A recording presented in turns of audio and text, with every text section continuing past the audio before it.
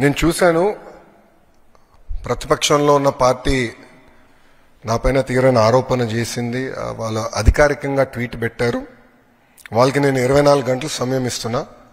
2000 రూపాయలు నా బ్యాంక్ అకౌంట్కి వచ్చింది, నా జోబులోకి వచ్చిందని వాళ్ళు అంటున్నారు కనుక నిరూపించండి, లేదంటే ఆ స్టేట్మెంట్ విత్డ్రా చేయండి. ఈ రెండు చేయకపోతే చాలా తీవ్రమైన పరిణామాలు ఉంటాయి. లీగల్గా నేను దీనిపైన ముందరికి వెళ్ళాలని నిర్ణయించుకుంటాం జరిగింది. ఎందుకంటే ప్రజలు కూడా ఒకటి గుర్తుపెట్టుకోవాలి, వైకాపా పార్టీ అనేది ఒక అబద్ధాన్ని 100 సార్లు చెప్పి నిజం చేసేదానికి ప్రయత్నించే పార్టీ. 2019 ఎన్నికల్లో కరెక్ట్గా వాళ్ళ సొంత బాబాయిని వాళ్ళే చంపేసి ఏకంగా నింద మా నాయకుడు చంద్రబాబు నాయుడు గారి పైన ఆనాడు వేశారు. మేము ఆనాడు సమర్థవంతంగా తిప్పికొట్టలేకపోయాం కనుకనే ప్రజలు నమ్మారు. కానీ ఇప్పుడు చూడండి, చెల్లెలు చెప్తున్నారు ఏం జరిగిందో. సో అలా అబద్ధాలు చెప్పి ప్రజలు నమ్మించడానికి ప్రయత్నిస్తున్నారు.